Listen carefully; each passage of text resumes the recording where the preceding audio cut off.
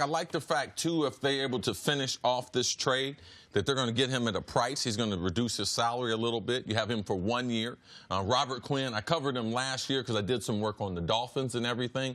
He's really underrated as a player. He's a three-down player. He is going to give you pressure off the edge, but he's also going to be very physical in the run game. So you need that. And also, if you have a long holdout, at least you have a number one rusher. You know, if he tries to, if he said, I want $22 million, we know we got to get Dak signed and everything. If it becomes a long holdout, at least I know that I have someone who can set the edge, someone who can get after the quarterback, someone who can get double digits in sacks. I like his game, even though there's some injury concerns about him long term, how long he's going to be able to play football. I like the move by the Cowboys. When you only have a little bit of salary cap, when you don't commit dollars to an aging player, I like the fact how they did this. First of all, they got to find a way to get DeMarcus Lawrence signed. That's number one. If you want to affect the game, the easiest way to do that is to get to the quarterback. And I think that's where the trade for Robert Quinn comes in. You get a sixth-round pick, that's nothing to a football team. That's just an extra draft pick for a guy that can come in and help your team. But when you look at this Dallas defense, they have fast-flowing linebackers, Vander Esch, Smith. They have a physical secondary, Byron Jones and Awuzie. They can get after people. And we saw it against the Saints. If they can get a defensive line that can continue to get pressure on a quarterback, this defense and this team looks totally different. Yeah, I really like the trade for them. The $8 million is insignificant for a pass rusher.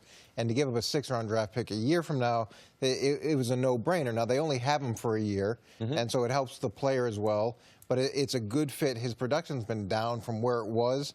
But there is some underrated production. There is some disruption that he creates that doesn't show up in the stat sheet. So I think that's positive. Now, the question is, what are they going to do? They weren't very effective in terms of generating interceptions. So I think that's something that has to be addressed. And on third down, that was another area that they weren't very effective.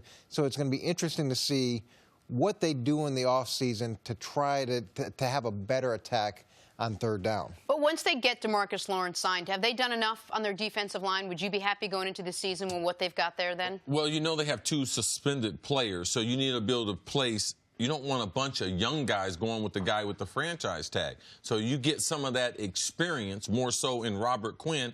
Also, is a stabilizing guy in the locker room. He's a steady guy. He's a lunch pail guy. He's not an interview. He's not a high-maintenance guy. No matter where he's been, he's always been a guy that's going to come to work, not going to say a whole bunch. And you need a lot of those guys, especially in Dallas. There's a lot of lights on Dallas, a lot of stories in Dallas. So I believe that he is a very, very good fit, for which I believe there might be a holdout there to help stabilize that defensive line room. When you lose two good young players because of drug suspensions, not because of injury, not because you're trading them away, things that could have been prevented, right. I think it's important that you bring in some high-character guys that you pay some money to establish that, to keep that locker room as far as what we're going to have here on the Dallas Cowboys team, Coach. Well, what I love about this is it's a one-year deal.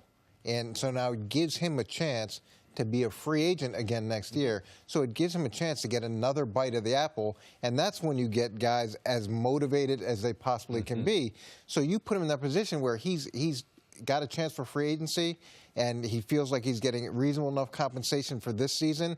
You have huge upside there. That one-year deal also gives Randy Gregory, suspended, he gives him a chance to come back. And so you still have an opportunity for Randy Gregory to come back and say, you know what, I want to get with this football team. I'm ready to play at this point. I think this defense has a little ways to go, but they certainly have some talent there.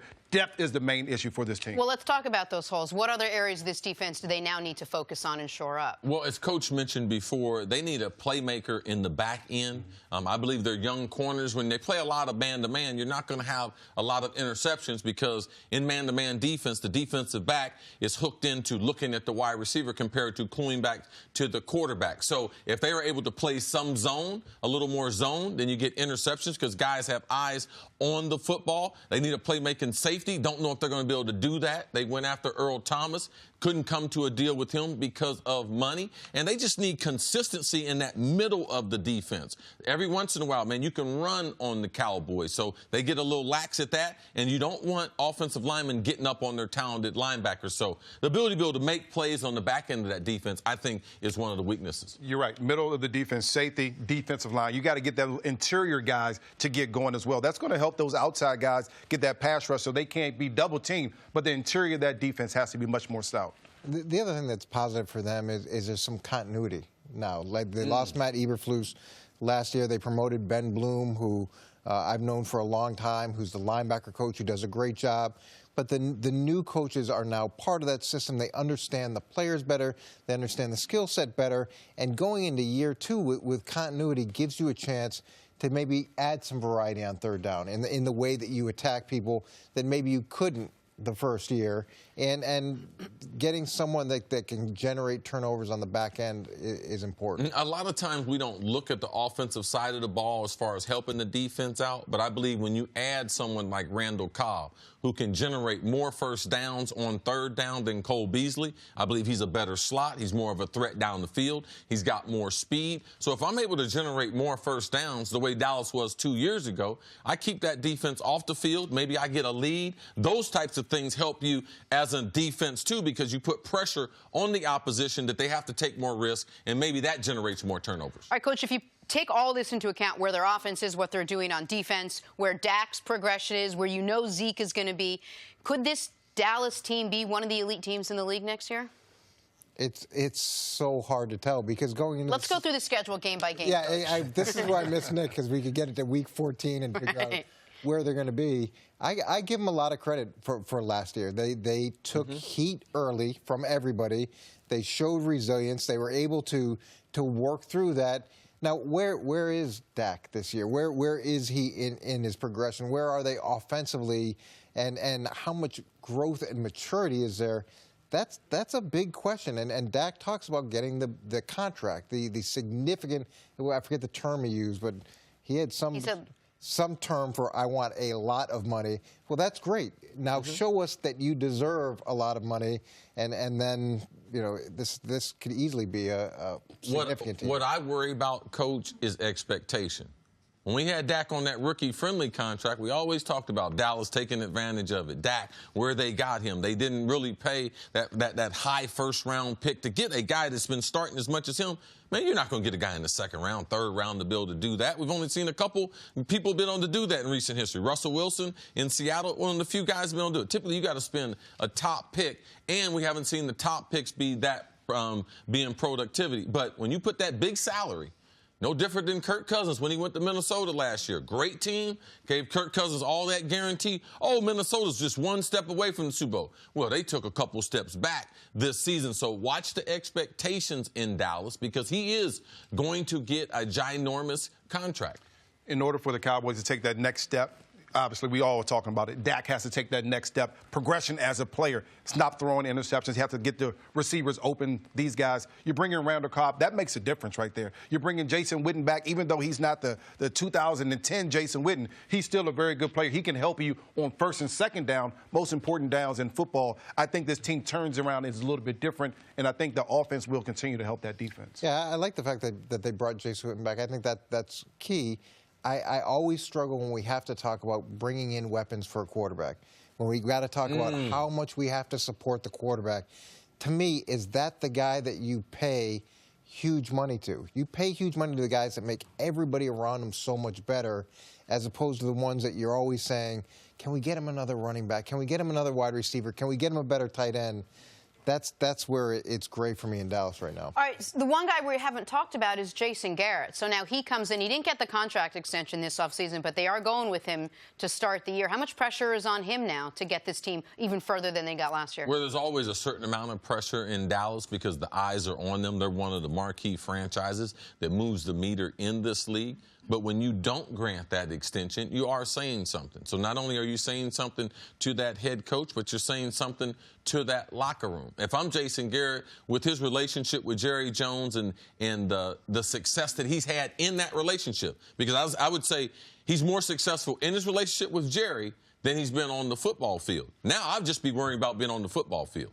I wouldn't be sitting around being worried about, am I going to get an extension? There's a reason why they haven't given me an extension, and I've pleaded my case. There's nothing I can do. All you can do is win on the field, get off to a good start. Because as you mentioned last year, they didn't get off to that start, and Jason Garrett did a great job changing his coaching staff midstream. After changing in the offseason, changed at the offensive line position. That's hard to do, and the team end up having success getting to the playoffs. To me, I believe Dallas is a playoff team. I believe once you get into the playoff, when you have the type of star power that they have, they're a dangerous football team because they can play physical, and then it's a game of matchups. Can they get the right matchups in the playoffs? So I believe Dallas has done all the right things, but continuing to build on what they've done, this draft is critical for them because they have some holes that they couldn't fill with free agency. So now you have to fill those holes with this upcoming draft. And there's nobody left to fire. I mean, they've gone through all the coaches. Right. At some point,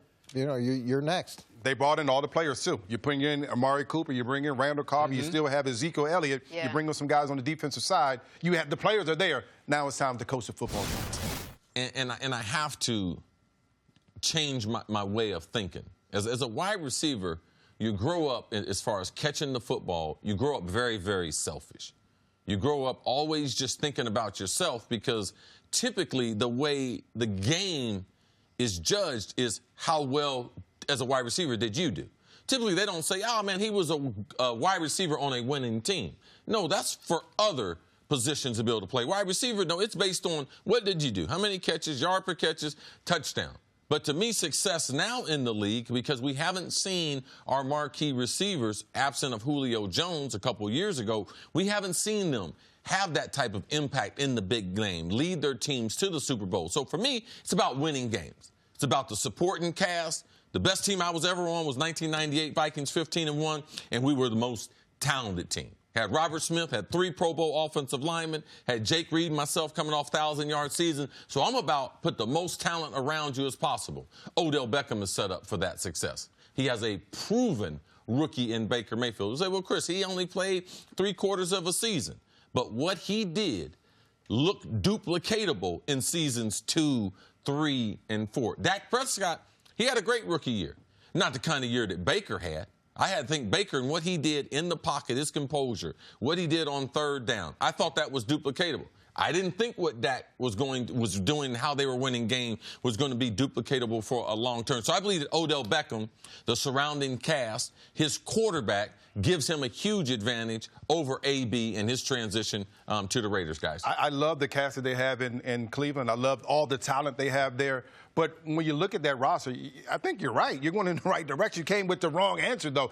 So here's the truth. Oh. He's not going to get 10 targets every single game. No, absolutely. Antonio Brown, as far as set up for success for him individually, there's a difference with what you're saying yes. and what I'm saying. Individually, Antonio Brown is going to get 12 to 15 targets every single game.